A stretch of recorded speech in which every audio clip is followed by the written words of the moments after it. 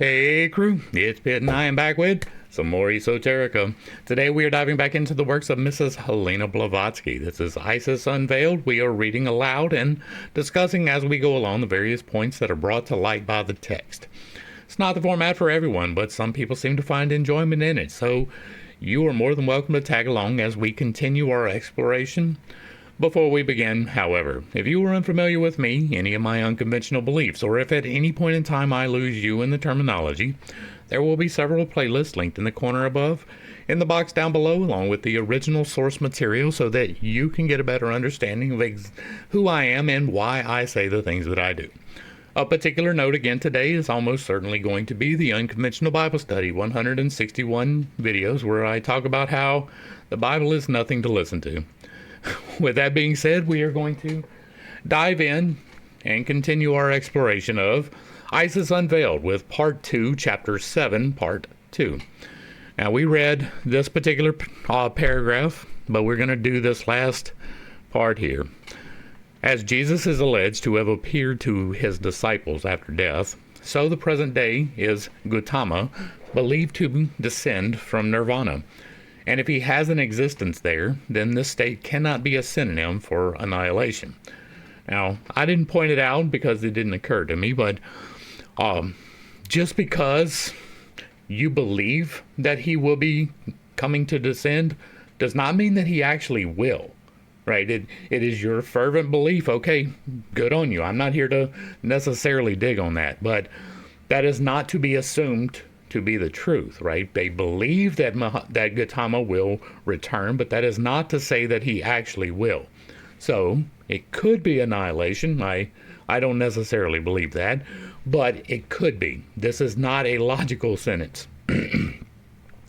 Back to the text. Gautama, no less than all the other great reformers, had a doctrine for his elect and another for the outside masses.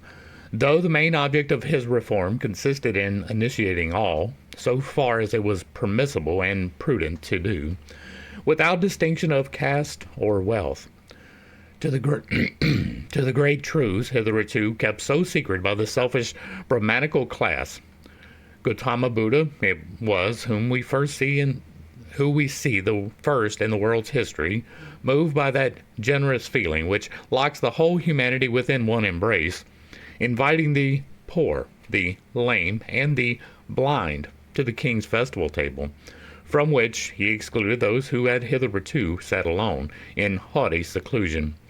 It was he who, with a bold hand, first opened the door of the sanctuary to the pariah, the fallen one, and all those afflicted by men, clothed in gold and purple, often far less worthy than the outcast to whom their finger was scornfully pointing.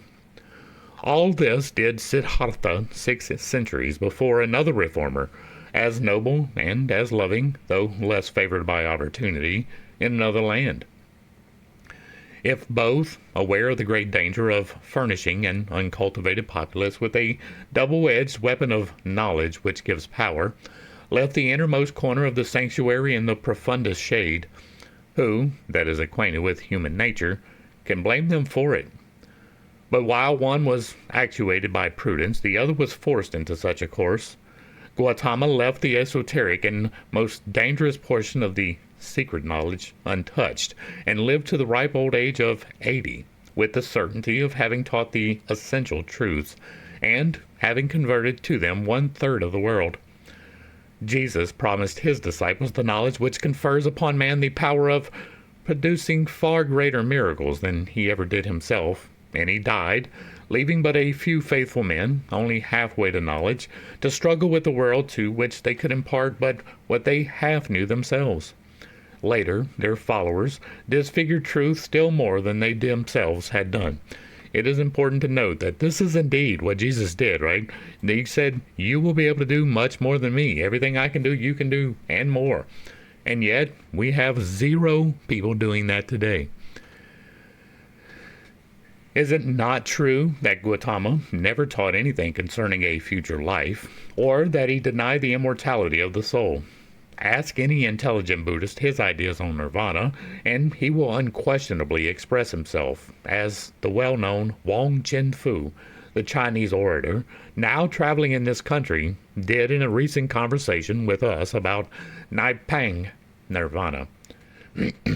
This condition, he remarked, we all understand to mean a final reunion with God, coincided with the perfection of the human spirit by its ultimate disembarrassment of matter. It is the very opposite of personal annihilation.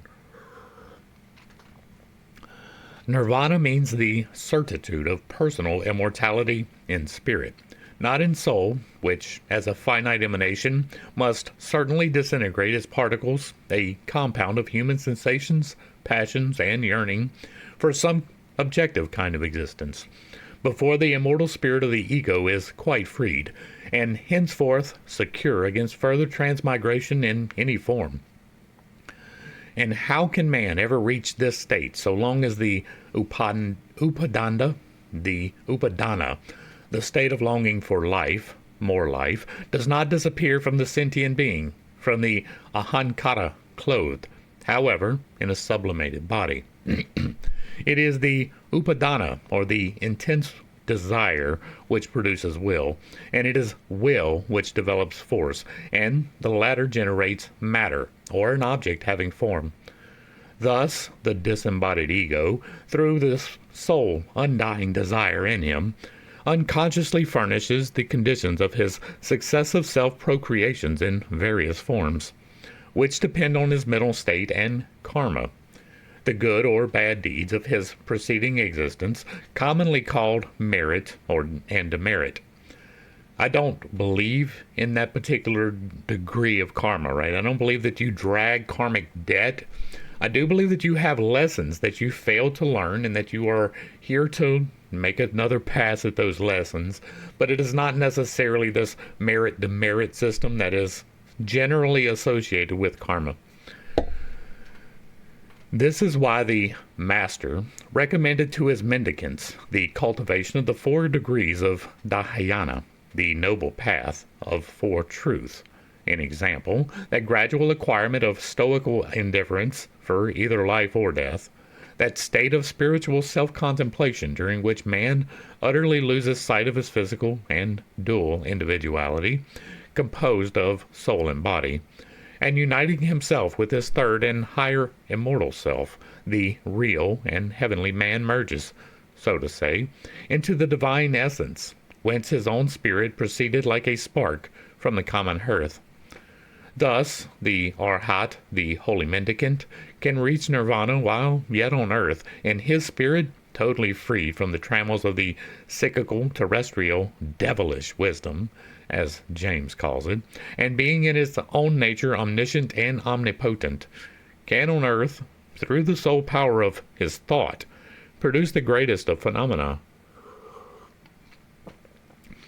It is the missionaries in China and India who first started this falsehood about Naipang, or Naipana, nirvana, says Wang Qingfu. Who can deny the truth of this accusation after reading the works of Abbé Dubois, for instance, a missionary who passes 40 years of his life in India, and then writes that the Buddhists admit of no other God but the body of man, and have no other object but the satisfaction of their senses, utters an untruth which can be proved on the testimony of the laws of the Talapuans of Siam and Burma, laws which prevail unto this very day, and which sentence a Sahan, or Pungi, a learned man from the Sanskrit Pundit, as well as a simple Talapan, to death by decapitation for the crime of unchastity. No foreigner can be admitted into their kayums, or vaharas, monasteries, and yet there are French writers, otherwise impartial and fair, who, speaking of the great severity of the rules to which the Buddhist monks are subjected in these communities, and without possessing one single fact to corroborate their skepticism, bluntly say that, notwithstanding the great laudations bestowed upon them, Talapoins, by certain travelers, merely on the strength of appearances, I do not believe at all in their chastity. Fortunately for the Buddhist Talapuan, lamas, sahans, upasampadas, and even samyanayaras, They have a popular records and facts for themselves, which are weightier than the unsupported personal opinion of a Frenchman born in Catholic lands, whom we can hardly blame for having lost all faith in clerical virtue. When a Buddhist monk becomes guilty, which does not happen once in a century perhaps, of criminal conversation, he has neither a congregation of tender-hearted members whom he can move to tears by an eloquent confession of his guilt, nor a Jesus on whose overburdened, long-suffering bosom are flung, as in common Christian dustbox, all the impurities of the race. No Buddhist transgressor can comfort himself with the visions of a Vatican whose sin-encompassing walls black is turned into white. Murderers into sinless saints or golden or silvery lotions can be bought at the confessional to cleanse the tardy penitent of greater or lesser offenses against God and man. Except a few impartial archaeologists who trace a direct Buddhistic element in Gnosticism, as in all these early short-lived sects, we know of very few authors who, in writing upon primitive Christianity, have accorded to this question its due importance. Have we not facts enough to, at least, suggest some interest in that direction? Do we not learn that, as early as in the days of Plato, there were Brahmans, read Buddhists, Samanayans, Saman or Shaman missionaries in Greece, and that at one time they had overflowed the country? Does not Pliny show them established on the shores of the Dead Sea for thousands of ages? After making every necessary allowance for the exaggeration, we still have several centuries B.C. left as a margin. And is it possible that their influence should not have left deeper traces in all these sects than is generally thought? We know that the Jaina sect claims Buddhism is derived from its tenets, that Buddhism existed before Siddhartha, better known as Gautama Buddha. The Hindu Brahmins, who, by the European Orientalists, are denied the right of knowing anything about their own country, or understanding their own language and records better than those who have never been in India, on the same principle as the Jews are forbidden, by the Christian theologians, to interpret their own scriptures. The Brahmins, we say, have authentic records, and these show the incarnation from the Virgin Avani of the first Buddha, divine light, as having taken place more than some thousands of years B.C. on the island of Ceylon. The Brahmins reject the claim that it was an avatar of Vishnu, but admit the appearance of a reformer of Brahmanism at that time. The story of the Virgin Avani and her divine son, Sakyamuni, is recorded in one of the sacred books of the Sinhalese Buddhist, the Nirdhasa, and the Brahmanic chronology fixes the great Buddhistic revolution and religious war, and the subsequent spread of Sakyamuni's doctrine in Tibet, China, Japan, and other places at 4,620 years B.C. It is clear that Gautama Buddha, the son of the king of Kapilavastu and the descendant of the first Sakya, through his father, who was of the Kshatriya, or warrior caste, did not invent his philosophy. Philanthropist by nature, his ideas were developed and matured while under the tuition of Tirthankara, the famous guru of the Jaina sect. The latter claimed the present Buddhism as a diverging branch of their own philosophy, and themselves as the only followers of the first Buddha who were allowed to remain in India. After the expulsion of all other Buddhists, probably because they had made a compromise and admitted some of the Brahmanic notions. It is, to say the least, curious that the three dissenting and inimical religions, like Brahmanism, Buddhism, and Jainism, should agree so perfectly in their traditions and chronology as to Buddhism, and that our scientists should give a hearing but to their own unwarranted speculations and hypotheses. If the birth of Gautama may, with some show of reason, be placed at about 600 B.C., then the preceding Buddhas ought to have some place allowed them in chronology, the Buddhas are not gods, but simply individuals, overshadowed by the spirit of Buddha, the divine ray? Or is it because, unable to extricate themselves from the difficulty by the help of their own researches only, our Orientalists prefer to obliterate and deny the whole, rather than accord to the Hindus the right of knowing something of their own religion and history? Strange way of discovering truth. The common argument adduced against the Jaina claim of having been the source of the restoration of the ancient Buddhism, that the principal tenet of the latter religion is opposed to the belief of the Jainas, is not a sound one. Buddhists, say our Orientalists, deny the existence of a supreme being. The Jainas admit one, but protest against the assumption that he can ever interfere in the regulation of the universe. We have shown in the preceding chapter that the Buddhists do not deny any such thing. But if any disinterested scholar should study carefully the Jaina literature, in their thousands of books preserved, or shall we say hidden, in Rajputana, Jaisalmer, and at Patun and other places, and especially if he could but gain access to the oldest of their sacred volumes, he would find a perfect identity of philosophical thought, if not of popular rites, between the Jainas and Buddhists. The Adi Buddha and Adinatha, or Adiswara, are identical in essence and purpose. And now, if we trace the Jainas back with their claims to the ownership of the oldest cave temples, those superb specimens of Indian architecture and sculpture, and their records of an almost incredible antiquity, we can hardly refuse to view them in the light which they claim for themselves.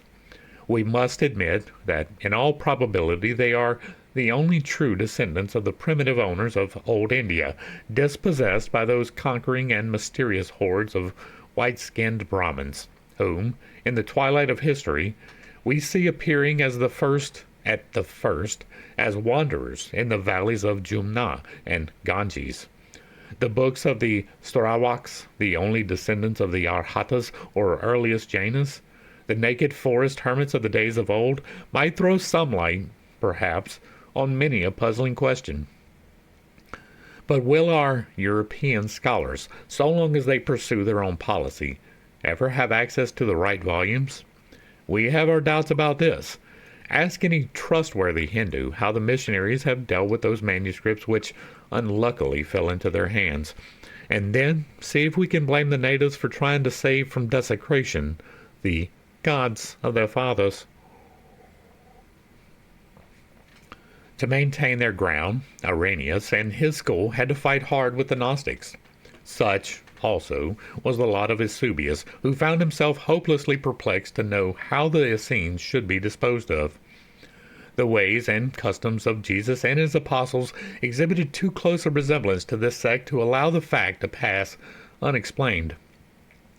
Eusebius tried to make people believe that the Essenes were the first Christians. His efforts were thwarted by Philo Judaeus, who wrote in his historical account of the Essenes and described them with the minutest care, long before there had appeared a single Christian in Palestine. But if there were no Christians, there were Christians long before the era of Christianity, and the Essenes belonged to the latter, as well as to all the other initiated brotherhoods, without even mentioning the Christianites of India. Lepsius shows that the word Nofre means Christos, good, and that one of the titles of Osiris, Onofre, must be translated, the goodness of God made manifest. The worship of Christ was not universal at this early date, explains Mackenzie, by which I mean that Christolatry had not been introduced, but the worship of Christos, the good principle, had preceded it by many centuries, and even survived the general adoption of Christianity, as shown in monuments still in existence. Again, we have an inscription which is pre-Christian on an epitaphial tablet. I'm not going to bother reading the response or the Greek because I don't know any of it. And De Rossi gives us another example from the catacombs. Alia creste in pace, and Chris, as Jalcoliot shows, means in Sanskrit sacred. The meritorious stratagems of the trustworthy Eusebius thus proved lost labor. He was triumphantly detected by Blavatsky, who, says Gibbon, examined with the utmost critical accuracy the curious treatise of Philo, which describes the Therapeutae, and found that, by proving it was composed as early as the time of Augustus, he has demonstrated, in spite of Eusebius and a crowd of modern Catholics, that the Therapeutae were neither Christian nor monks. As a last word, the Christian Gnostics sprang into existence towards the beginning of the 2nd century, and just at the time when the Essenes most mysteriously faded away, which indicated that they were identical Essenes, and moreover, pure Christists. Vis-a-vis, they believed and were those who best understood what one of their own brethren had preached, in insisting that the letter iota, mentioned by Jesus in Matthew, verse 18, indicated a secret doctrine in relation to the 10 eons. It is sufficient to demonstrate to a Kabbalist that Jesus belonged to the Freemasonry of those days. For I, which is iota in Greek, has other names in other languages, and is, as it was among the Gnostics of those days, a password, meaning the scepter of the Father, in Eastern Brotherhoods, which still exist to this day. But in the early centuries, these facts, if known, were purposely ignored, and not only withheld from public notice as much as possible, but vehemently denied whenever the question was forced upon discussion. The denunciations of the Fathers were rendered bitter in proportion to the truth of the claim which they endeavored to refute. "It comes to this," writes Irenaeus, complaining of the Gnostics. "They neither consent to Scripture nor tradition." And why should we wonder at that, when even the commentators of the 19th century, with nothing but fragments of the Gnostic manuscripts to compare with the voluminous writings of their calumniators, have been able to detect fraud on nearly every page? How much more must the polished and learned Gnostics, with all their advantages of personal observation and knowledge of fact, have realized the stupendous scheme of fraud that was being consummated before their very eyes? Why should they accuse Celsus of maintaining that their religion was all based on the speculations of Plato, with the difference that his doctrines were far more pure and rational than theirs, when we find Sprengel, 17 centuries later, writing the following: "Not only did they, the Christians, think to discover the dogmas of Plato in the books of Moses, but moreover they fancied that, by introducing Platonism into Christianity, they would elevate the dignity of this religion and make it more popular among the nations. They introduced it so well that not only was the Platonic philosophy selected as the basis for the Trinity, but even the legends and mythical stories which had been current among the admirers of the great philosopher, as a time-honored custom, required in the eyes of his posterity such an allegorical homage to every hero worthy of deification, were revamped and used by the Christians. Without going so far as India, they did not have a ready model for the miraculous conception in the legend about Pericatione, Plato's mother.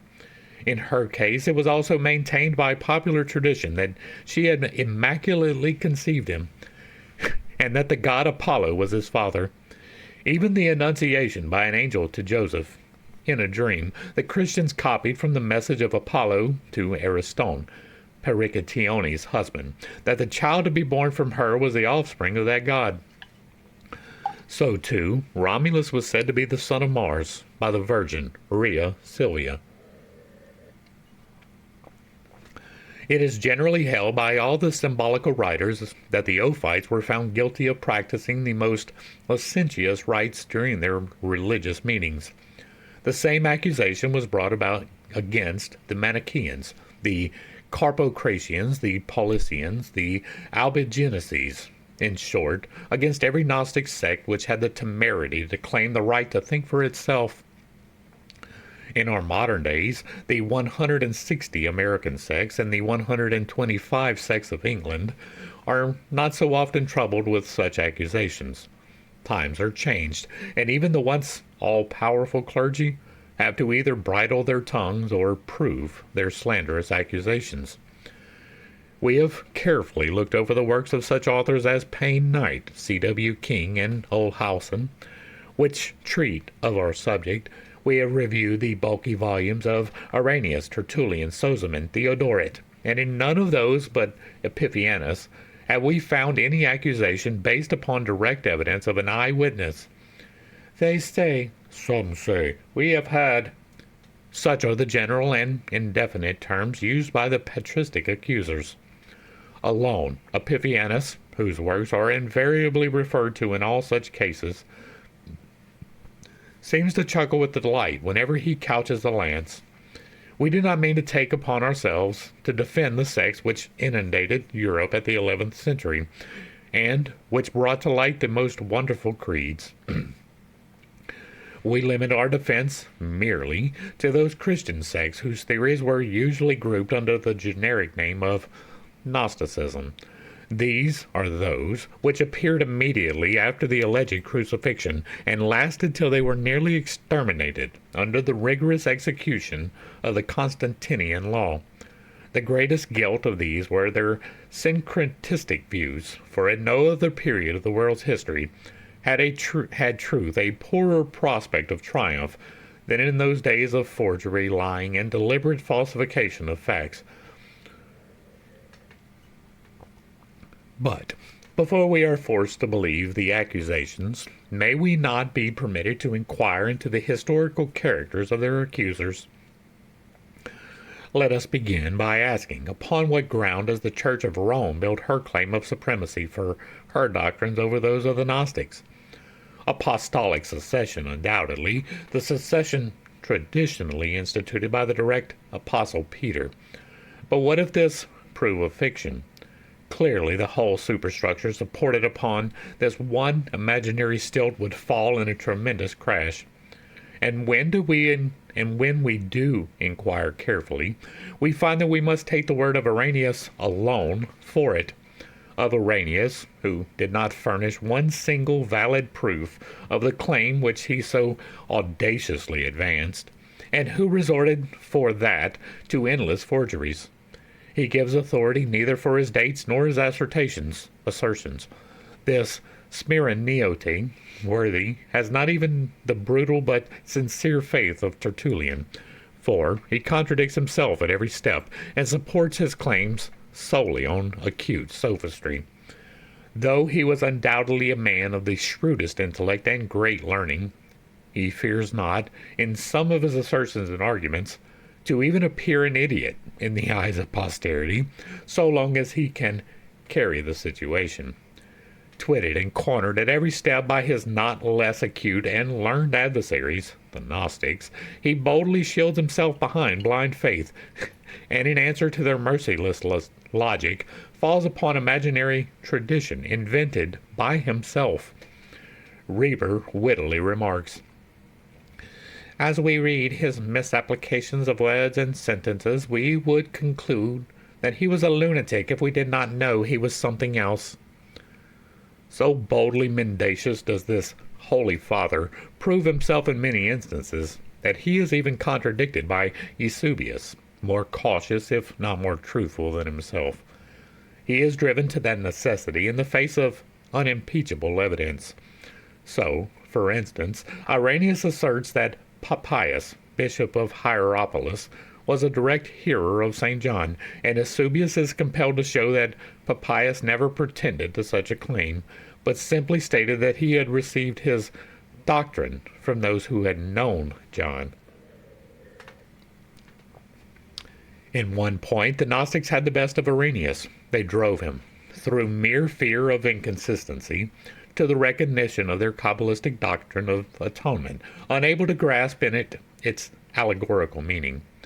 Irenaeus presented, with Christian theology, as we find it in the present state of original sin versus Adam, a doctrine which would have filled Peter with pious horror had he still been alive. The next champion for the propagation of apostolic succession is Eusebius himself. Is the word of this Armenian father any better than that of Irenaeus? Let us see what the most competent critics of him say. And before we turn to modern critics at all, we might remind the reader of the scurrilous terms in which Eusebius is attacked by George Syncellus, the vice patriarch of Constantinople, 8th century, for his audacious falsification of the Egyptian chronology. The opinion of Socrates, a historian of the 5th century, is no more flattering. He fearlessly charges Eusebius with perverting historical dates in order to please the Emperor Constantine. In his chronographic work, before proceeding to falsify the synchronistic tables himself, in order to impart to spiritual chronology a more trustworthy appearance, Syncellus covers Eusebius with the choicest of Monk's Billingsgate. Baron Bunsen has verified the justness, if not justified the politeness, of this abusive reprehension. His elaborate researches in the rectification of the Egyptian list of chronology by Manetho led him to confess that throughout his work the Bishop of Caesarea had undertaken, in a very unscrupulous and arbitrary spirit, to mutilate history. Or the original Skirps. Eusebius, he says, is the originator of that systemic theory of synchronisms which has so often subsequently maimed and mutilated history in its Procrustean bed. To this, the author of the intellectual development of Europe adds, among those who have been the most guilty of this offense, the name of the celebrated Eusebius, the Bishop of Caesarea, should be designated. It will not be amiss to remind the reader that this is the same Eusebius who is charged with the interpolation of the famous paragraph concerning Jesus, which so miraculously found in his time in the writings of Josephus. The sentence in question having till that time remained perfectly unknown. Renan, in his Life of Jesus, expresses a contrary opinion. I believe, says he, the passage respecting Jesus to be authentic. It is perfectly in the style of Josephus, and, if this historian had made mention of Jesus, it is thus that he might have spoken of him. Begging this eminent scholar's pardon, we must again contradict him. Laying aside his cautious if, we will merely show that, though the short paragraph may possibly be genuine and perfectly in the style of Josephus, its several parentheses are most palpably later forgeries, and if Josephus had made any mention of Christ at all, it is not thus that he would have spoken of him. The whole paragraph consists of but a few lines and reads, At this time was Eusus, a wise man, if at least it is right to call him a man, for he was a doer of surprising works, and a teacher of such men as receive the truth with pleasure. This was the anointed, and on an accusation by the first men among us, having been condemned by Pilate to the cross, they did not stop loving him who loved them. For he appeared to them on the third day alive, and the divine prophets, having said these and many other wonderful things concerning him. It is important to note, as I'm sure they're going to point out, that that is not true. There was no the Messiah will die and be resurrected 3 days later. There was no, the Messiah will be born from a virgin. There was no, he will wash away your sins with blood. There was none of that in the Old Testament. See the Bible study if that is confusing. This paragraph of 16 lines in the original has 2 unequivocal assertions and 1 qualification. The latter is expressed in the following sentence.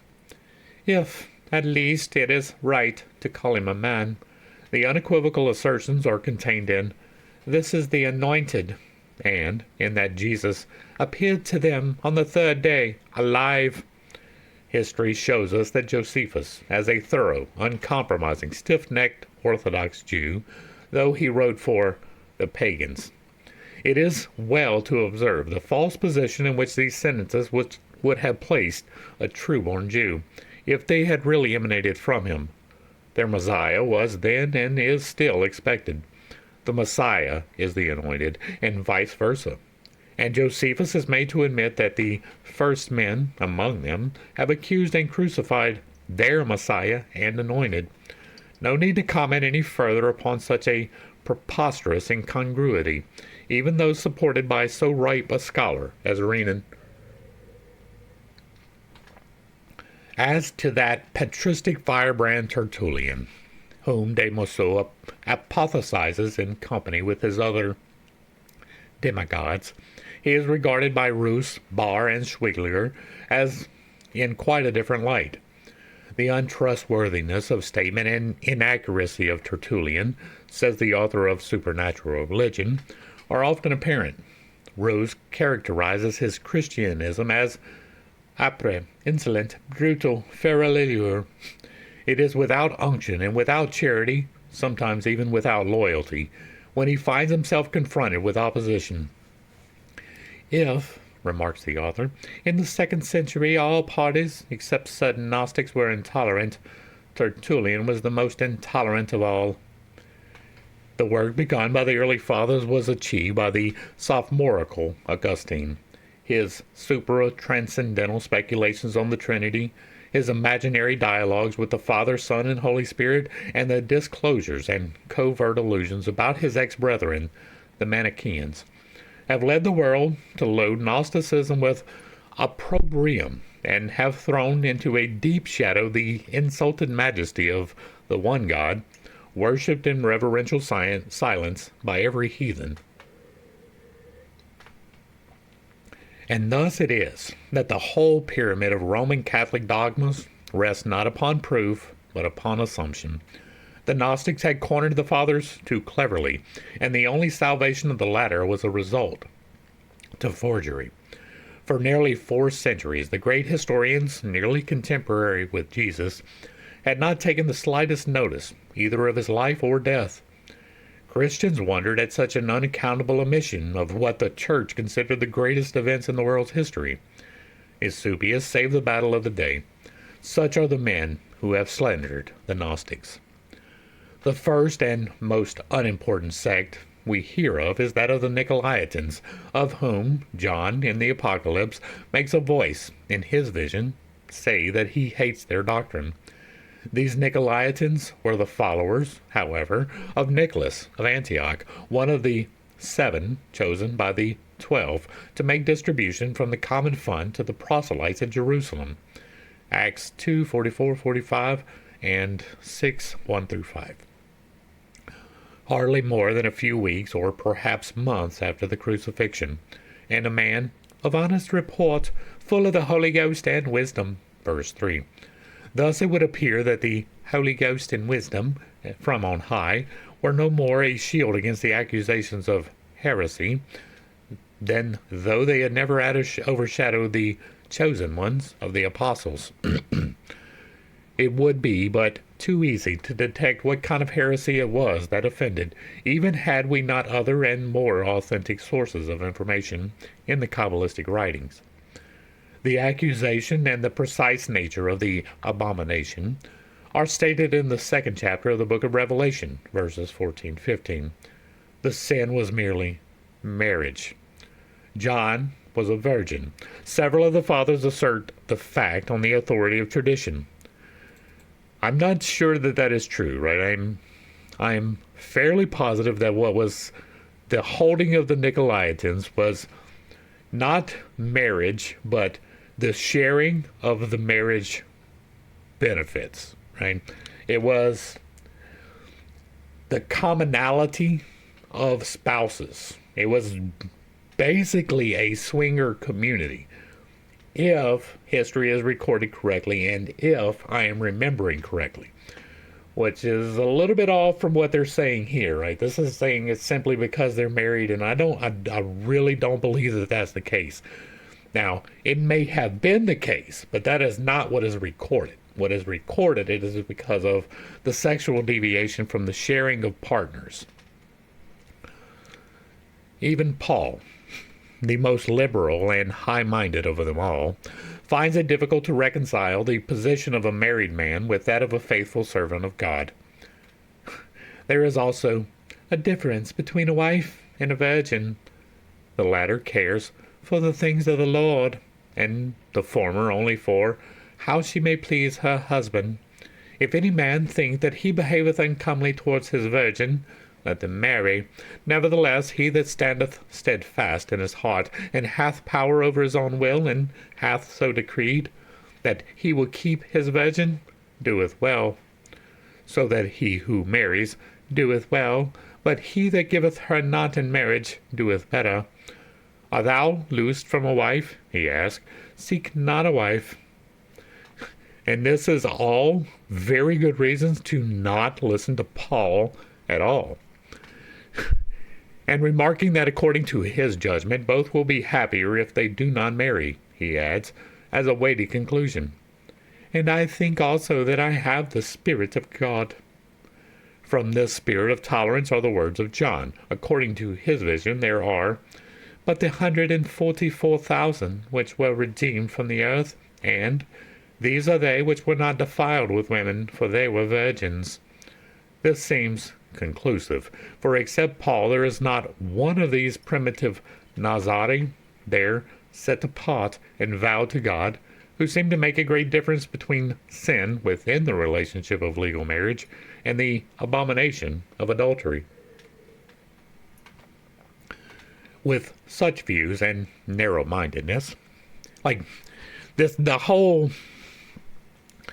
remain chastity goes against everything God told them to do in Genesis, right? Go forth, multiply, subdue the earth, and be stewards thereof. How are you going to multiply if you're remaining chaste? Is that really God's will in your life? Do you really believe that God wills you to remain chaste? Like completely chaste, to be a virgin for the entirety of your life? Do you really believe that? I absolutely do not. Right? I tell you all of the time, life is about a balance, and that is one of the balances. Finding the balance between lust and chastity is a balance that needs to be struck, but it is meant to be struck by having sex with that one partner that you are meant to, right? That is not to say that there is only one partner that you could possibly ever have, right? The one that you choose is the one that you are meant to.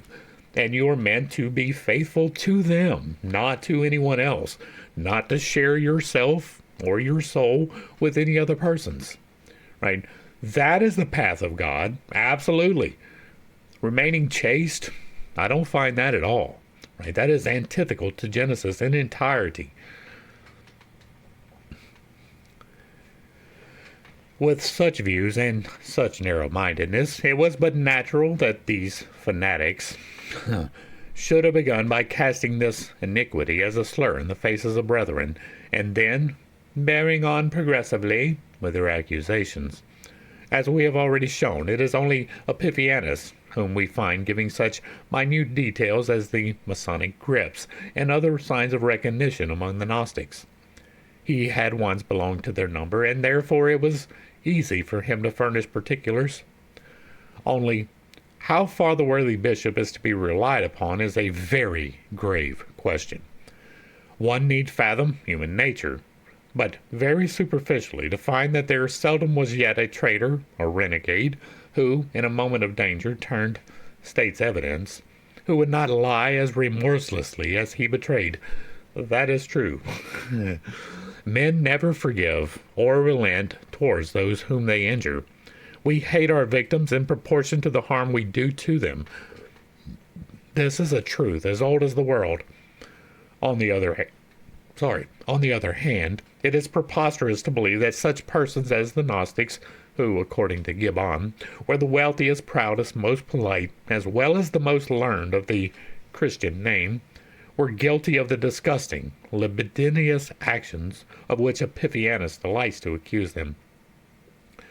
Were they even like that set of tatterdemalions, almost naked, with fierce looks, that Lucian describes as Paul's followers? We would hesitate to believe such an infamous story. How much less probable, then, that such men, who were Platonists as well as Christians, should ever have been guilty of such preposterous rites. Payne Knight seems never to suspect the testimony of Epiphanius. He argues that if we make allowances for the willing exaggerations of religious hatred and consequent popular prejudice, the general conviction that these sectarians had rites and practices of a licentious character appears too strong to be entirely disregarded. If he draws an honest line of demarcation between the Gnostics of the first 3 centuries and those medieval sects whose doctrines rather closely resembled modern communism, we have nothing to say. Only we would beg every critic to remember that if the Templars were accused of that most abominable crime of applying the holy kiss to the root of Baphomet's tail, St. Augustine is also suspected, on very good grounds too, of having allowed his community to go somewhat astray from the primitive way of administering the holy kiss at the feast of the Eucharist. The holy bishop seems quite too anxious as to certain details of the lady's toilet for the kiss to be of a strictly orthodox nature. Wherever there lurks a true and sincere religious feeling, there is no room for worldly details. Considering the extraordinary dislike exhibited from the first by Christians to all manner of cleanliness, we cannot enough wonder at such a strange solicitude on the part of the holy bishop for his female parishioners, unless, indeed, we have to excuse it on the grounds of lingering reminiscence of Manichaean rites. It would be hard, indeed, to blame any writer for entertaining such suspicions of immorality as those above noticed, when the records of many historians are at hand to help us make an impartial investigation. Heretics are accused of crimes in which the Church has more or less openly indulged even down to the beginning of our century. In 1233, Pope Gregory IX issued 2 bulls against the Stedingers for various heathen and magical practices, and the latter, as a matter of course, were exterminated in the name of Christ and his Holy Mother.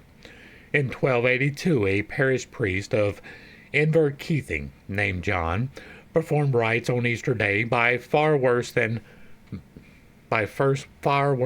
magical. Collecting a crowd of young girls, he forced them to enter into divine ecstasies and bacchanalian fury, dancing the old Amazonian circle dance around the figure of the heathen god of the gardens. Notwithstanding that upon the complaint of some of his parishioners he was cited before his bishop, he retained his beneficency because he proved that such was the common usage of the country. The Waldenses, those earliest Protestants, were accused of the most unnatural horrors, burned, butchered, and exterminated for calumnies heaped upon them by their accusers. Meanwhile, the latter, in open triumph, forming their heathen processions of Corpus Christi, with emblems modeled on those of Baal Peor and Osiris, and every city in southern France carrying, in yearly processions on Easter days, loaves and cakes fashioned like the so much decried emblems of the Hindu Sivites and Vishnites, as late as 1825.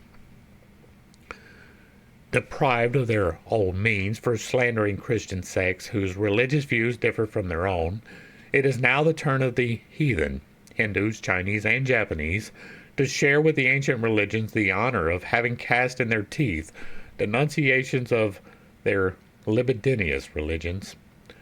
Without going far for proofs of equal, if not surpassing, immorality, we would remind Roman Catholic writers of certain bas-reliefs on the doors of St. Peter's Cathedral.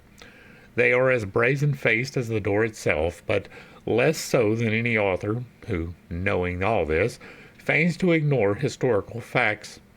A long succession of popes have reposed their pastoral eyes upon these brazen pictures of the vilest obscenity through those many centuries without ever finding the slightest necessity for removing them. Quite the contrary, for we might name certain popes and cardinals who made it a lifelong study to copy these heathen suggestions of nature gods, in practice as well as in theory. In Polish Podolia, there was, some years ago, in a Roman Catholic church, a statue of Christ in black marble. It was reputed to perform miracles on certain days, such as having its hair and beard grow in the sight of the public and indulging in other less innocent wonders. This show was finally prohibited by the Russian government when, in 1585, the Protestants took Embrun, department of the Upper Alps. They found in the churches of this town relics of such a character that, as the Chronicle expresses it, old Huguenot soldiers were seen to blush several weeks after at the bare mention of the discovery. In a corner of the church of Saint Fiacre, near Monsieur, in France, there was, and it is still there, if we mistake not, a seat called the Chair of Saint Fiacre, which had a reputation of conferring fecundity upon barren women. A rock in the vicinity of Athens, not far from the so-called tomb of Socrates, is said to be possessed of the same virtue. When, some 20 years since, the Queen Amelia, perhaps in merry moment, was said to have tried the experiment, there was no end of most insulting abuse heaped upon her by a Catholic padre on his way through Syria to some mission. The Queen, he declared, was a superstitious heretic, an abominable witch, Jezebel using magic arts. Such much more zealous missionary would doubtless have added, had he not found himself, right in the middle of his vituperations, landed in a pool of mud outside the window. The virtuous electionist was forced into this unusual transit by the strong arm of a Greek officer who happened to enter the room at the right moment. There never was a great religious reform that was not pure at the beginning. The first followers of Buddha, as well as the disciples of Jesus, were all men of the highest morality. The aversion felt by the reformers of all ages to vice under any shape is provided in the case of the Sakyamuni, Pythagoras, Plato, Jesus, St. Paul, Ammonius Saccas. The great Gnostic leaders, if less successful, were not less virtuous in practice nor less morally pure. Marcion, Basilides, Valentius were renowned for their ascetic lives. The Nicolaitans, who, if they did not belong to the great body of the Ophites, were numbered among a small sect which were absorbed in it at the beginning of the 2nd century, owe their origin, as we have shown, to Nicholas of Antioch, a man of honest report, full of the Holy Ghost and wisdom. How absurd the idea that such men would have instituted libidinous rites, as well accused Jesus of having promoted the similar rites which we find practiced so extensively by the medieval Orthodox Christians behind the secure shelter of monastic walls. If, however, we are asked to credit such an accusation against the Gnostics, an accusation transferred with tenfold acrimony centuries later to the unfortunate heads of the Templars, why should we not believe the same of the Orthodox Christians? Minucius Felix states that the first Christians were accused by the world of inducing, during the ceremony of the perfect Passover, each neophyte, on his admission, to plunge a knife into an infant concealed under a heap of flour, the body then serving for a banquet to the whole congregation. After they had become the dominant party, they, the Christians, transferred this charge to their own dissenters. The real crime of heterodoxy is plainly stated by John in his epistles and gospel. He that confesseth not that Jesus Christ is come in the flesh is a deceiver and an antichrist. 2 Epistle 7. In his previous epistle, he teaches his flocks that there are two trinities, 7 and 8, in short, the Nazarene system. The inference to be drawn from all of this, that the made-up and dogmatic Christianity of the Constantinian period is simply an offspring of the numerous conflicting sects, half-caste themselves, born of pagan parents. Each of these could claim representatives converted to the so-called Orthodox body of Christians, and, as every newborn dogma has to be carried out by a majority of votes, every sect colored the main substance with its own hue, till the moment when the emperor enforced this revealed Olopodria, of which he evidently did not himself understand a word, upon the unwilling world as the religion of Christ. Wearied in the vain attempt to sound this fathomless bog of international speculations, unable to appreciate a religion based on the pure spirituality of an ideal conception, Christendom gave itself up to the adoration of brutal force as represented by a church backed up by Constantine. Since then, among the thousand rites, dogmas, and ceremonies copied from paganism, the Church can claim but one invention as thoroughly original with her, namely, the doctrine of eternal damnation, and one custom, that of anathema. The pagans rejected both with horror. An execration is a fearful and grievous thing, says Plutarch. Wherefore the priestess at Athens was commended for refusing to curse Alcibiades for desecration of the mysteries, when the people required her to do it. For, she said, that she was a priestess of prayers and not of curses. Deep researches would show, says Renan, that nearly everything in Christianity is mere baggage brought from the pagan mysteries. The primitive Christian worship is nothing but a mystery. The whole interior police of the Church, the degrees of initiation, the command of silence, and a crowd of phrases in the ecclesiastical language, have no other origin.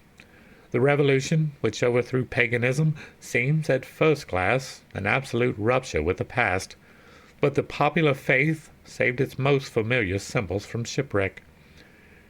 Christianity introduced at first so little change in the habits of private and social life that with great numbers in the 4th and 5th centuries, it remains uncertain whether they were pagans or Christians, many seeming even to have pursued an irresolute course between the two worships. Speaking further of art, which formed an essential part of the ancient religion, he says that it had to break with scarce one of its traditions. Primitive Christian art is really nothing but pagan art in its decay, or in its lower departments.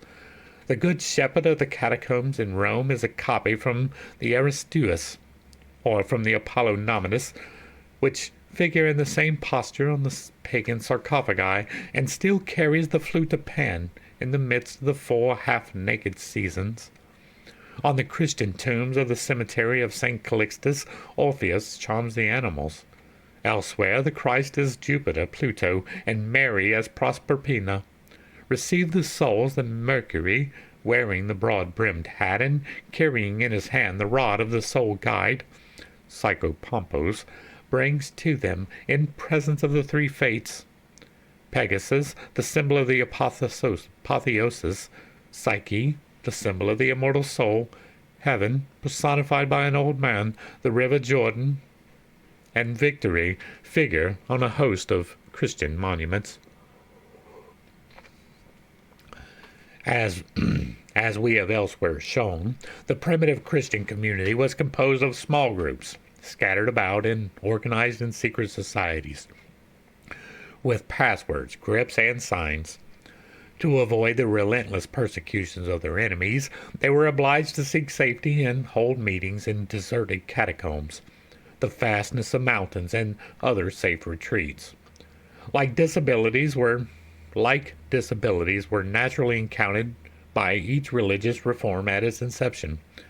From the very first appearance of Jesus and his 12 disciples, we see them congregating apart, having secure refuge in the wilderness and among friends in Bethany and elsewhere. Were Christianity not composed of secret communities from the start, history would have more facts to record of its founder and disciples than it has. How little Jesus had impressed his personality upon his own century is calculated to astound the inquirer. Renan shows that Philo, who died toward the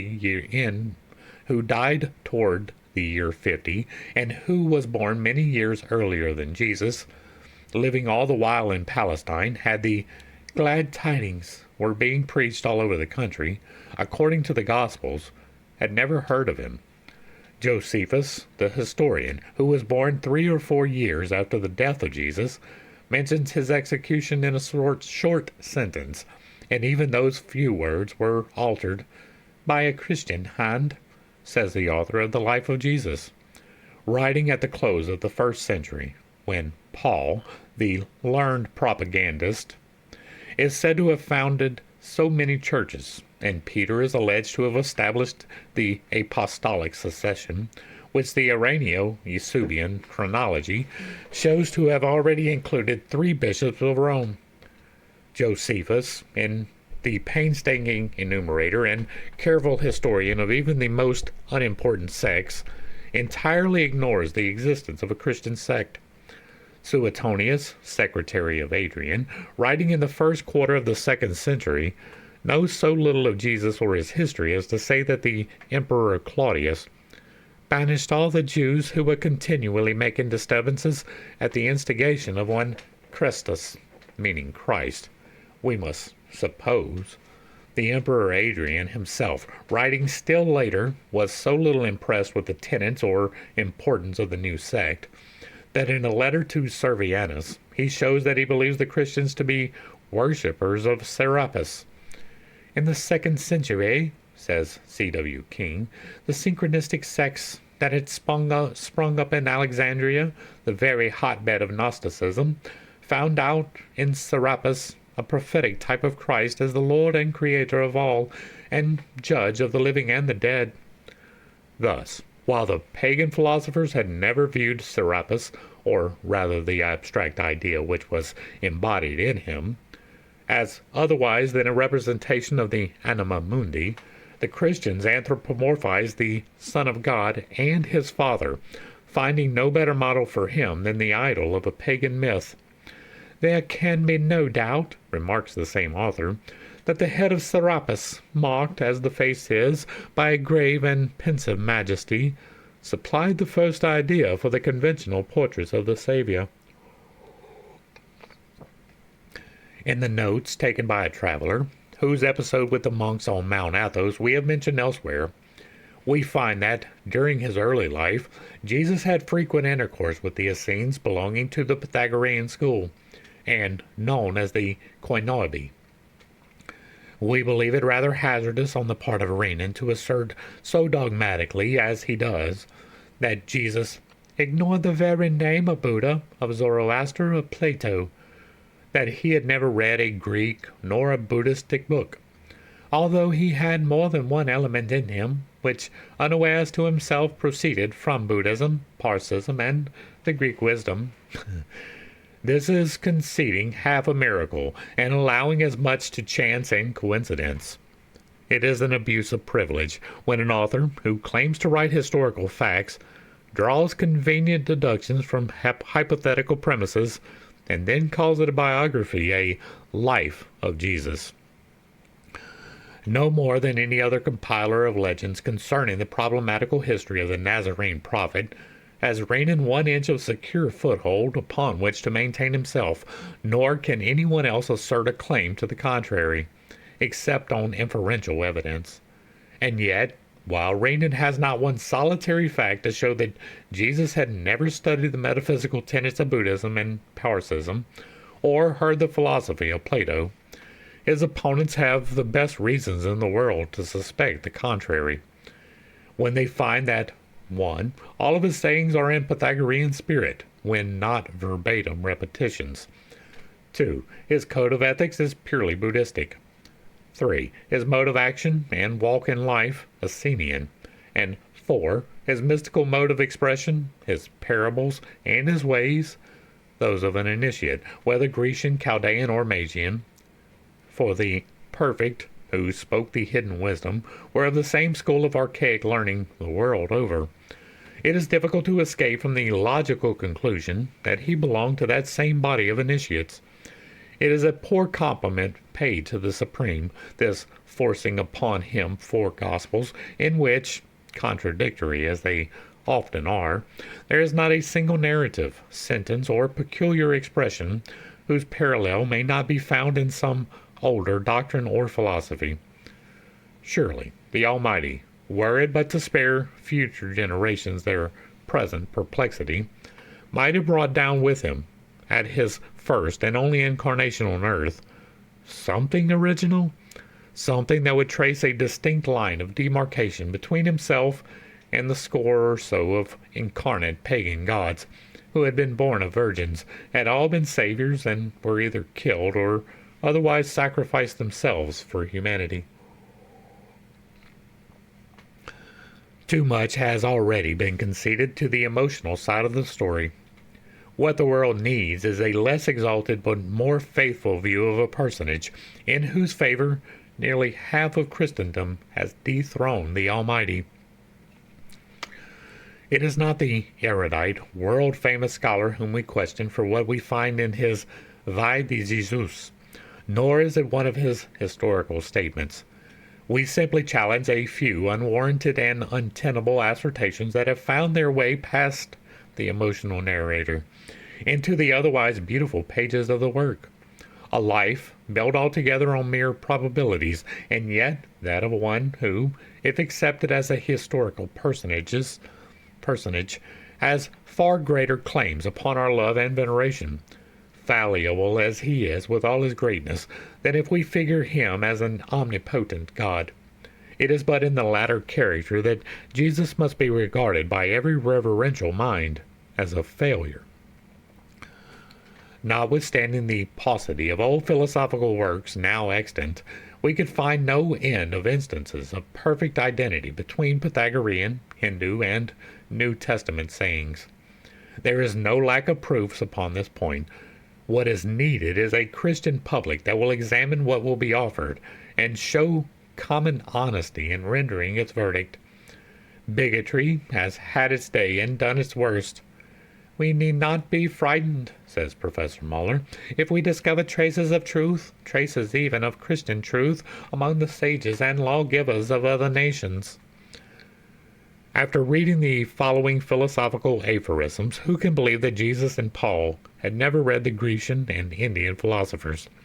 All right, we're going to read these together. So, sentences from Sextus, the Pythagorean, and other heathen. 1. Possess not treasures, but those things which no one can take from you. Verses from the New Testament. Lay not up for yourselves treasures upon earth, where moth and rust doth corrupt, and where thieves break through and steal. 2.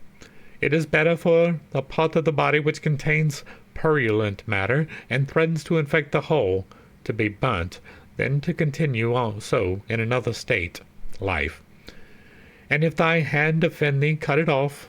It is better for thee to enter unto life maimed, than to go to hell. 3. You have in yourself something similar to God, and therefore use yourself as the temple of God. 3. Know ye not that you are the temple of God, and that the Spirit of God dwelleth in you? 4. The greatest honor which can be paid to God is to know and imitate his perfection. That ye may be the children of your Father which is in heaven. Be ye perfect, even as your Father is perfect. 5. What I do not wish men to do to me, I also wish not to do to men. Do ye unto others as you would that others should do unto you. 6. The moon shines even in the house of the wicked. He maketh his sun to rise on the evil and on the good, and sendeth rain on the just and the unjust. That'll go all the way back to Job. 7. They who give have things given to them. Those who withhold have things taken from them. Whosoever hath, to him shall be given, but whosoever hath not, from him shall be taken away. 8. Purity of mind alone sees God. Still a popular saying in India. 8. Blessed are the pure in heart, for they shall see God. Plato did not conceal the fact that he derived his best philosophical doctrines from Pythagoras, and that himself was merely the first to reduce them to systemic order, occasionally interweaving with them the metaphysical speculations of his own. But Pythagoras got his recondite doctrines first from the descendants of Mochus, and later from the Brahmins of India. He was also initiated into the mysteries along the hierophants of Thebes, the Persians, and Chaldean Magi. Thus, step by step, do we trace the origin of our most Christian doctrines to Middle Asia. Drop out from Christianity the personality of Jesus, so sublime because of its unparalleled simplicity, and what remains? History and comparative theology echo back the melancholy answer, a crumbling skeleton formed from the oldest pagan myths. While the mythical birth and life of Jesus are a faithful copy of those Brahmanical Krishna, his historical character of a religious reformer in Palestine is the true type of Buddha in India. In more than one respect, their great resemblance in philanthropic and spiritual aspirations, as well as external circumstances, is truly striking. Though the son of a king, while Jesus was but a carpenter, Buddha was not of the high Brahmanical caste by birth. Like Jesus, he felt dissatisfied with the dogmatic spirit of the religion of his country, the intolerance and hypocrisy of the priesthood, their outward show of devotion, and their useless ceremonials and prayers. As Buddha broke violently through the traditional laws and rules of the Brahmins, so did Jesus declare war against the Pharisees and the proud Sadducees. What the Nazarene did, as a consequence of his humble birth and position, Buddha did as a voluntary penance. He traveled about as a beggar, and again, like Jesus, later in life he sought by preference the companionship of publicans and sinners. Each aimed at a social as well as at a religious reform, and given a death blow to the old religions of his countries, each became the founder of a new one. The reform of Buddha, says Max Muller, had originally much more of a social than of a religious character. The most important element of the Buddhist reform has always been its social and moral code, not its metaphysical theories. That moral code is one of the most perfect which the world has ever known, and he whose meditations had been how to deliver the soul of man from misery and the fear of death, had delivered the people of India from a degrading thraldom and from priestly tyranny. Further, the lecturer adds that, were it otherwise, Buddha might have taught whatever philosophy he pleased, and we should hardly have heard his name. The people would not have minded him, and his system would only have been a drop in the ocean of philosophic speculation by which India was deluged at all times. The same with Jesus. While Philo, whom Renan calls Jesus' older brother, Hillel, Shammai, and Gamaliel are hardly mentioned, Jesus has become a god. And still, pure and divine as was the moral code taught by Christ, it never could have borne comparison with that of Buddha, but for the tragedy of Calvary. That which helped forward the deification of Jesus was his dramatic death, the voluntary sacrifice of his life, alleged to have been made for the sake of mankind, and the later convenient dogma of atonement invented by the Christians.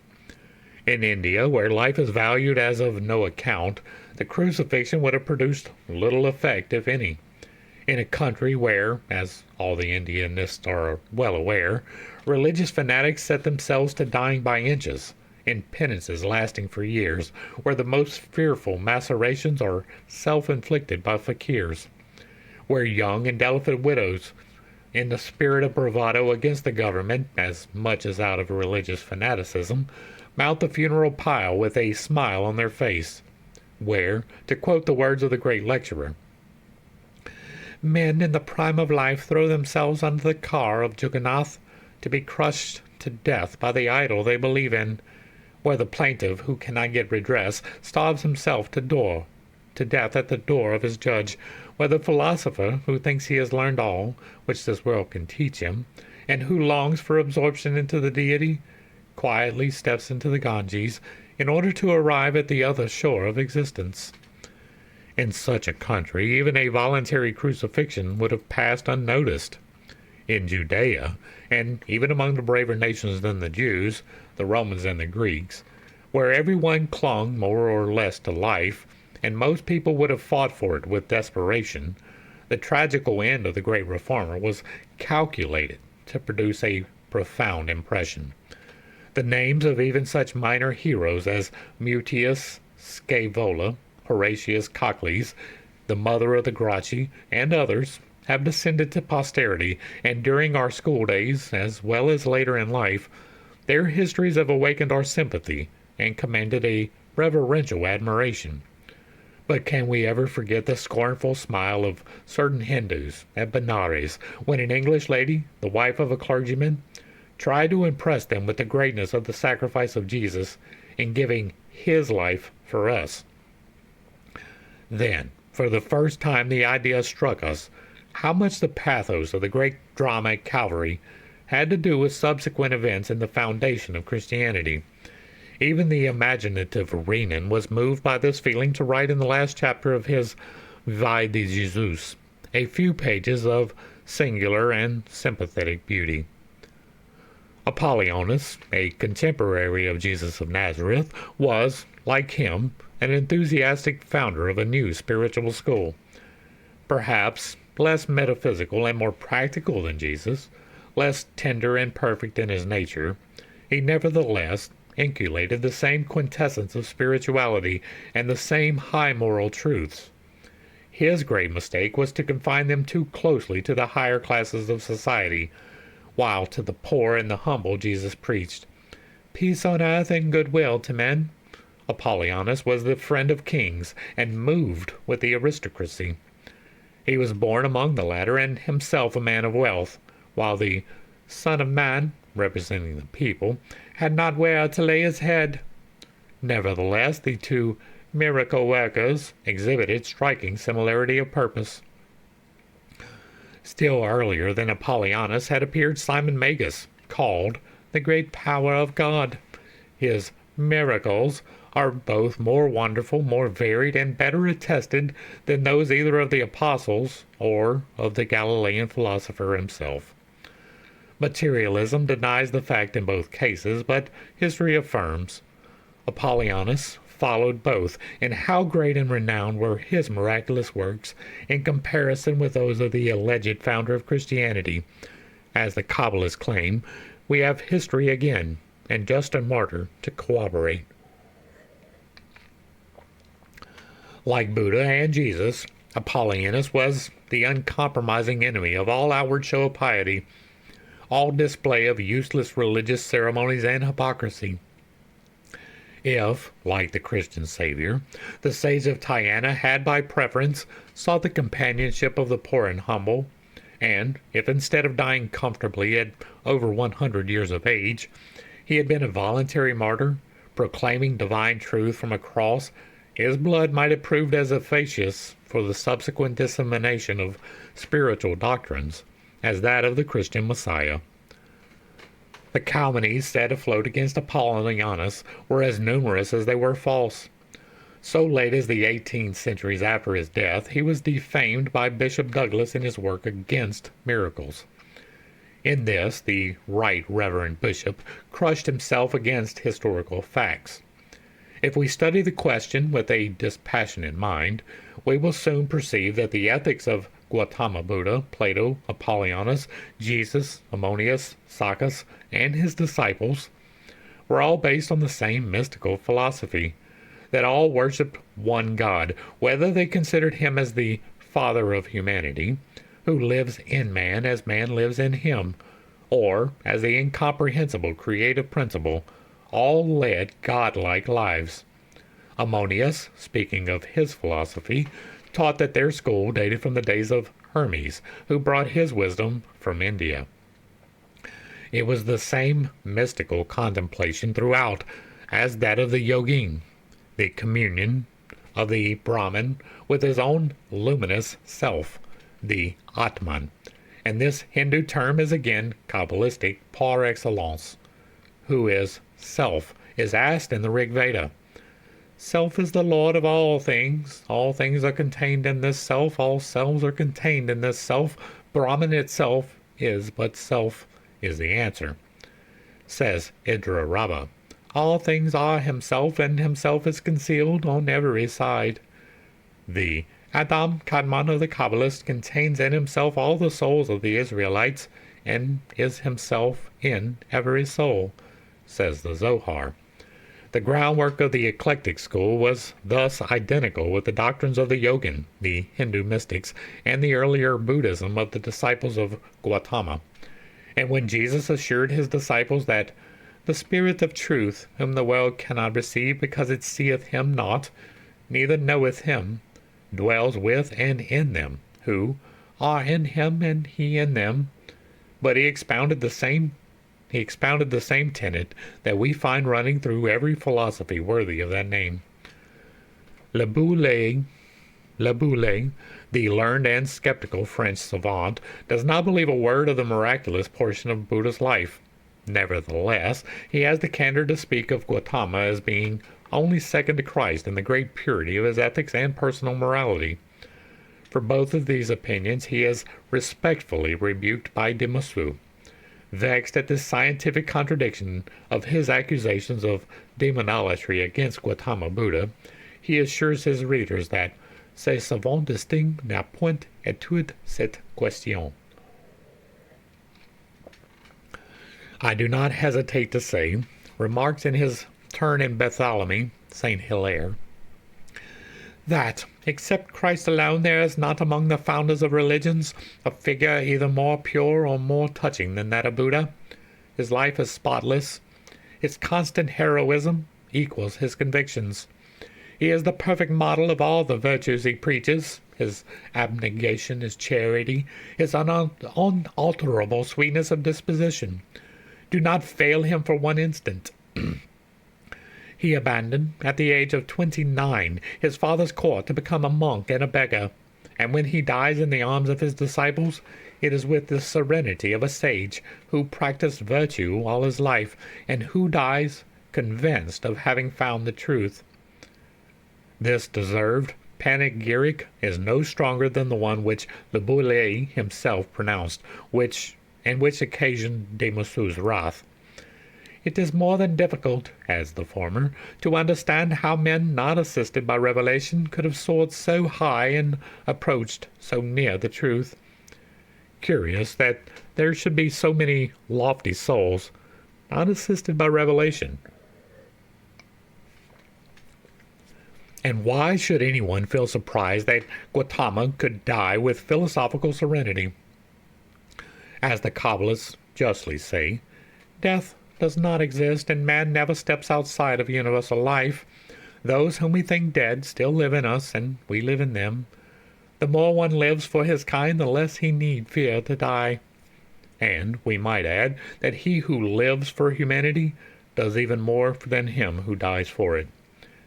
The ineffable name, in the search for which so many Kabbalists, unacquainted with any Oriental or even European adept, vainly consume their knowledge and lives, dwell latent in the heart of every man. This mirific name, which, according to most ancient oracles, rushes into the infinite worlds, can be obtained in a twofold way, by regular initiation and through the small voice which Elijah heard in the cave of Horeb, the mount of God. And when Elijah heard it, he wrapped his face in his mantle and stood in the entering of the cave. And behold, there came the voice. That is how I have most of the knowledge that I dispense. The things that I talk about that I know have come from that voice and from experiences outside of myself.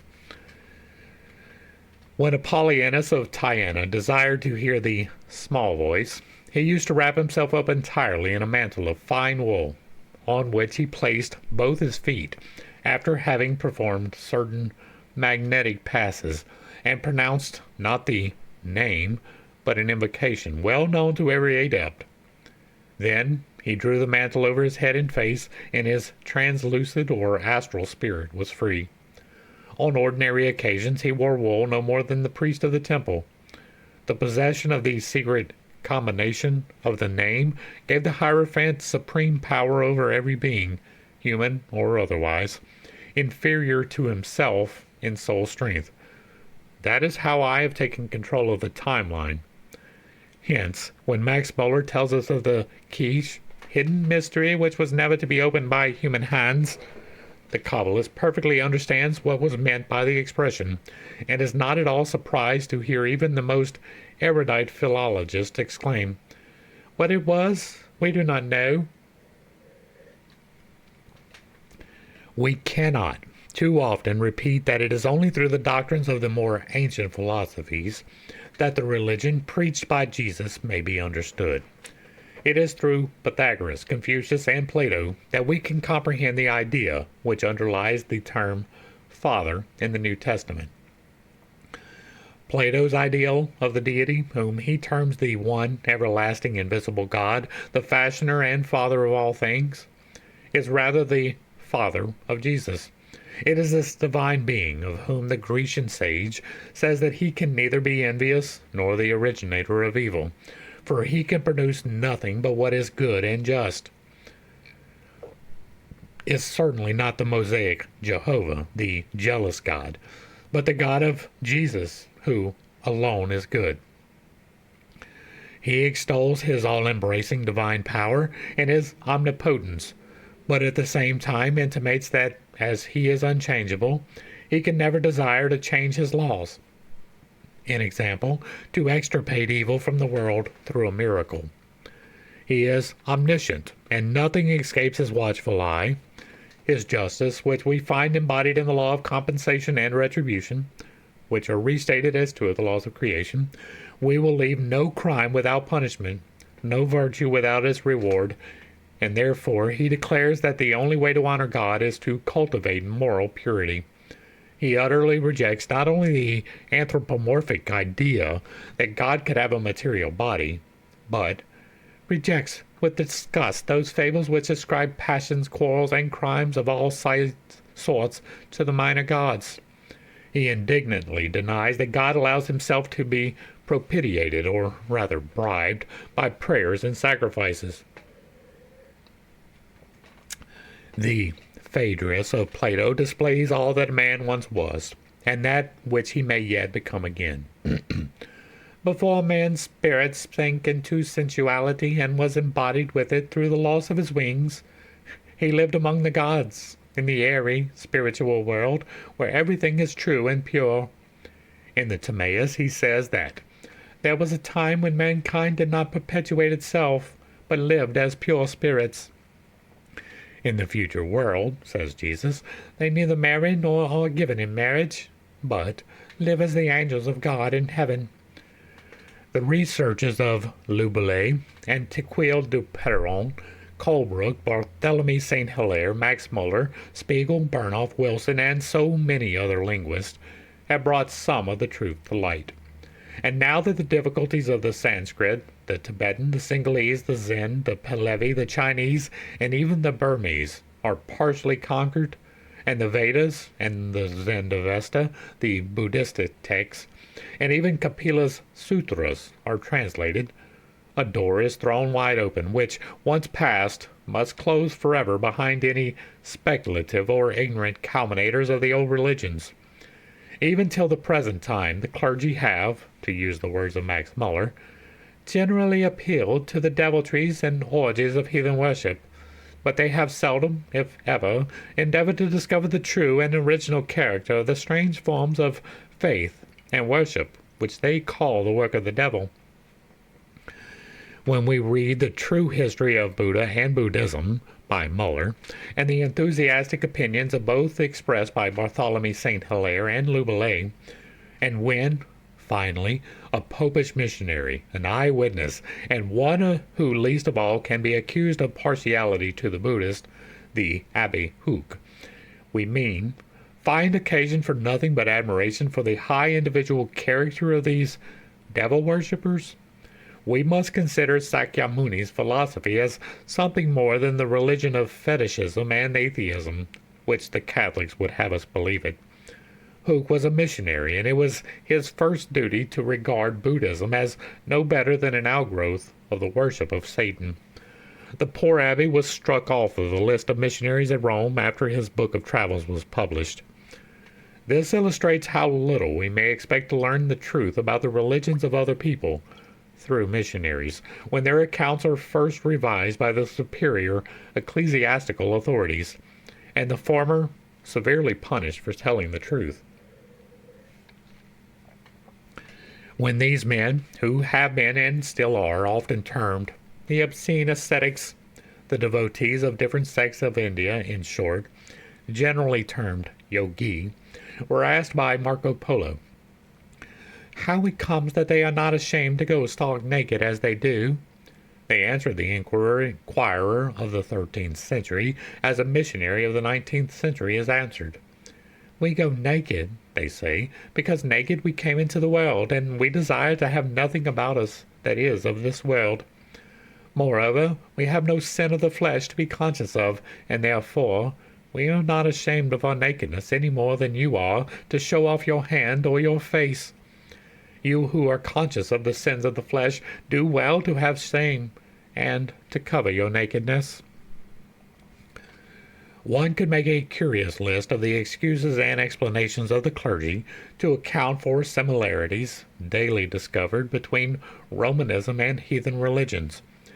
Yet the summary would invariably lead to one sweeping claim. The doctrines of Christianity were plagiarized by the pagans the world over. Plato and his older academy stole the ideas from the Christian revelation, say the Alexandrian fathers. The Brahmins and Manu borrowed from the Jesuit missionaries, and the Bhagavad Gita was the production of Father Calmet, who transformed Christ and John into Krishna and Arjuna to fit the Hindu mind. The trifling fact that Buddhism and Platonism both antedated Christianity, and the Vedas had already degenerated into Brahmanism before the days of Moses, makes no difference. The same with regard to Apollonius of Tyana, although his thaumaturgical powers could not be denied in the face of the testimony of emperors, their courts, and the populations of several cities, and although few of these had ever heard of the Nazarene prophet, whose miracles had been witnessed by a few apostles only, whose very individualities remain to this day a problem in history, yet Apollonius has to be accepted as the monkey of Christ. If of really pious, good, and honest men, many are yet found among the Catholic, Greek, and Protestant clergy, whose sincere faith has the best of their reasoning powers, and who, having never been among heathen populations, are unjust only through ignorance. It is not so with the missionaries. The invariable subterfuge of the latter is to attribute to demonolatry the really Christ-like life of the Hindu and Buddhist ascetics, and many of the lamas. Years of sojourn among the heathen nations of China, Tartary, Tibet, and Hindustan have furnished them with ample evidence how unjustly these so-called idolaters have been slandered. The missionaries have not even the excuse of sincere faith to give the world that they were misled. And with very few exceptions, one may boldly paraphrase the remark made by Garibaldi and say that a priest knows himself to be an impostor unless he be a fool, or having been taught to lie from boyhood. And that reinforces something that I say. There's only two types of pastors. Either the ones that cannot figure out what is contained in the book, or the ones who know and are lying. That's going to bring us to the end of chapter 7.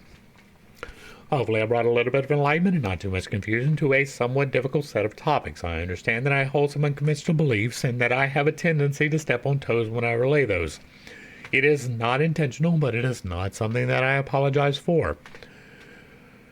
We are here to bring clarification to things, and sometimes that is just by reading, sometimes it is by expounding upon the things contained therein. There was, again, a lot of history here. There was a lot of things that I am not fully aware of, right? I haven't read Plutarch, I haven't read Apollonius, I haven't read most of these people that are mentioned, and so I cannot speak with affinity upon the things that they say. I can read what was contained in here and take it at face value, which we do for the most part, and extrapolate from there whether this is true or false, right?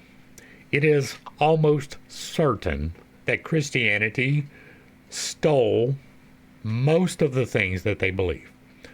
it is almost certain that Judaism did the exact same thing. That Genesis, Exodus, Leviticus, Deuteronomy, and Numbers is an amalgamation of stories, that they are not actually a historical account in full faith and virtue. Is there historical facts contained within them? Absolutely. Does that mean that everything in them is correct? No. You can have partial truth contained in a document. As a matter of fact, if you are doing something deceitful, the best thing that you can do is to hide in plain sight as much as you can actual factual information. If everybody knows that this king lived at this particular time, it does you good service to put that in your document. It gives you veracity. It allows you to take a little bit of the truth that is this person. But you can also, in the very next sentence, add in something untrue.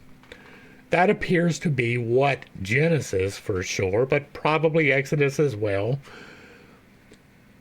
is almost entirely composed of, right? This is other people's stories, and I felt that, I believed that before I had the stories to fall back on. Now that we are doing these particular studies, right, the ISIS Unveiled in particular, but some of the other ones as well, it is much easier to pick that out.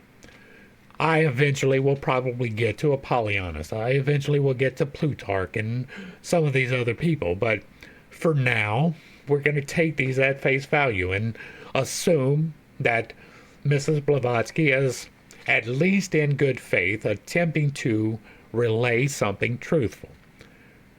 I do not find a reason to doubt the things that are being said, right? She's not making some bold, wild, pull it out of your ass claim. She's saying, hey, this history book, which predates Moses, contains things which were taken by Jesus or taken by Moses.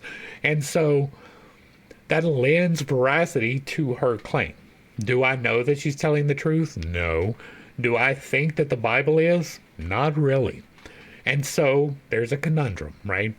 I can't know for sure that she is telling the truth, but she's giving us sources. She's giving us the ability to go back and investigate for ourselves where we do not get that from the Bible. And so I lend more credence to Miss Blavatsky, even though she has been wrong on several points through this study, than I do to the Bible, because I believe that at least she was doing it with the honest intention of relaying true information, whereas the writers of the Bible were forming a religion. Both the Old Testament and the New Testament, you can make an argument that there was a valid religion, that it was a truthful exposition, but they were forming a religion, and that is by nature propagandistic. That is not to exclude Miss Blavatsky from propaganda, because as I said, there have been several things in here that are not correct, but most of it is at least verifiable as coming from an original true source. And so I lend more credence to her. If you like what I'm doing over here, let me know down below. Give me a like, share, and a sub. Throw me a comment if you agree or disagree. If it remains respectful, it gets to remain up. If there is another work that you would like to see me work through in the manner that we are doing here, drop that in the comments as well. And if you really like what I'm doing, hit me with that super thanks. It will be greatly appreciated. To the crew, thanks for hanging out. I appreciate every single minute that you are here with me, and I am praying for you every single day. Until next time, I love you. God loves you. You are perfect, whole, and complete, just the way that you are. And this has been Pit Steak. Peace.